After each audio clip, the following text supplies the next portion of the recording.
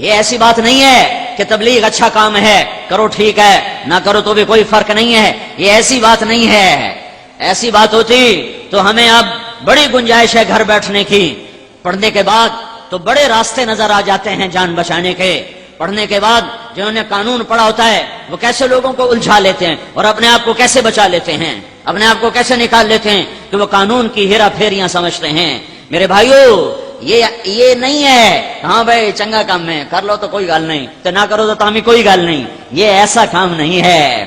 اس پر میرے نبی کا سب کچھ لگ گیا، صحابہ کا سب کچھ لگ گیا، گھروں میں فاقے آ گئے، شہر بدر ہوئے، در بدر ہوئے، گھر سے بے گھر ہوئے، وطن سے بے وطن ہوئے۔ کائنات کو انہوں نے میرے بھائیو آخری کناروں تک وہ پہنچے، تو اس لیے کیوں پہنچے؟ بلوچستان جہاں آج بھی نہ روٹی ہے نہ پانی ہے، 11 ہجری میں پنجگور تک اسلام پہنچا، 18 ہجری میں کلات تک اسلام پہنچا، اور حضرت علی کے دور میں کلات سے لے کر سبی تک۔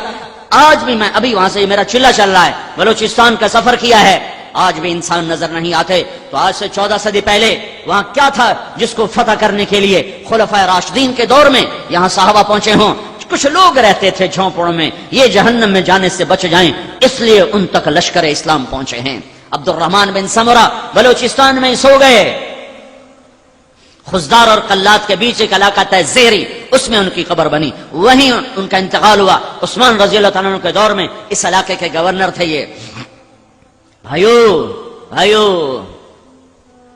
یہ تو اس امت کا مقصد تھا، مقصد اسی کوئی بات نہیں، مستحب ہے، تبلیغ مستحب ہے۔ جب علماء سے سنتا ہوں تو میرا کلیجہ چر جاتا ہے، کیسے سمجھاؤں، کہاں سے الفاظ لاؤں جو دستک دے سکیں دل کے دریچوں پر۔ جو پھرے گا وہ سمجھے گا، جو پھرے گا وہ سمجھے گا۔ درد کو درد والا محسوس کرتا ہے، دوسرے کو کیا پتا کہ یہ کیوں تڑپ رہا ہے۔ وہ نبی کا جو درد نبوت تھا، جو درد نبوت کہ کوئی جہنم میں جانے نہ پائے، کوئی گمراہ ہی کی موت نہ مرے، اس درد نے بے قرار کیا میرے نبی کو، صحابہ کو۔ تو تب تو وہ ماہی بے آب کی طرح تڑپے، پارے کی طرح بے قرار ہوئے اور ہوا کی طرح پھیلے، اور جب تک زندگی نے وفا کی اور جہاں تک وہ جا سکتے تھے دنیا کا آباد حصہ لا الہ الا اللہ کی آواز سن چکا تھا۔ ہمارے ذمہ دستک دینا ہے، دل میں اتارنا ہمارے ذمہ نہیں۔ ذمہ کہا کرتا ہوں، تشکیل ہمارے ذمہ نہیں، پہنچانا ہمارے ذمہ۔ یہ کتنے تبلیغ والے بے وقوفی میں کہتے ہیں بیان اصل نہیں تشکیل اصل ہے۔ بھائی بیان اصل نہیں تشکیل اصل ہے، نہیں، دعوت دینا اصل ہے، تشکیل تو میرا اللہ کرتا ہے۔ میں کسی کو اٹھا سکتا ہوں؟ ہاں بھائی بیان اصل نہیں، میں 3 گھنٹے بیان کر کے بیٹھا ہوں، تھک کے کمر میں درد ہے، اور تشکیل والا کہتا ہے بھائی بیان اصل نہیں تشکیل اصل ہے۔ مجھے خامخواہ بٹھایا تھا 3 گھنٹے یہاں؟ دعوت اصل ہے، ہمارے ذمہ دعوت دینا ہے۔ اگرچہ بت ہیں جماعت کی آستینوں میں، مجھے ہے حکم اذان لا الہ الا اللہ۔ میں تشکیل نہیں کر سکتا، میں دل نہیں پھیر سکتا۔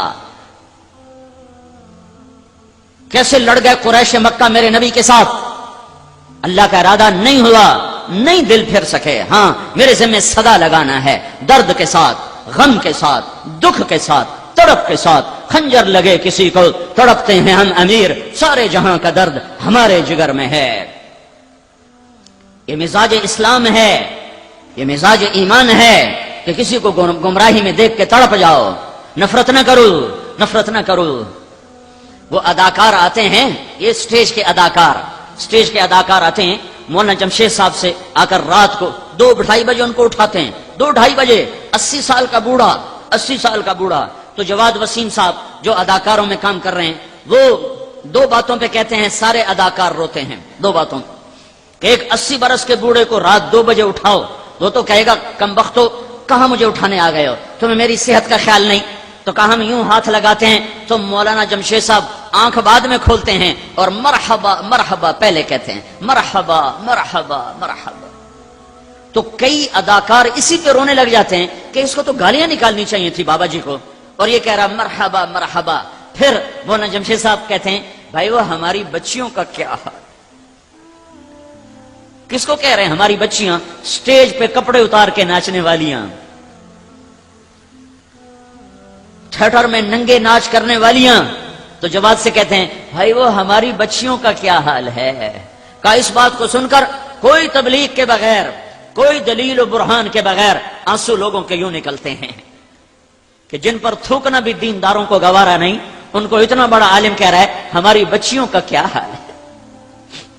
یہ درد نبوت ہے، یہ دھکے کھائے بغیر نہیں ملتا، یہ گھر چھوڑے بغیر نہیں ملتا. ہاں یہ اتنا آسان، درد نبوت ایک عمل ہے. کبھی عرش پر، کبھی فرش پر، کبھی در بدر، کبھی ان کے گھر. ہمیں عاشقی تیرا شکریہ میں کہاں کہاں سے گزر گیا. کبھی راستوں میں تنہا، کبھی ہوں ورود صحرا، میں جنوں کا ہم سفر ہوں، میرا کوئی گھر نہیں ہے.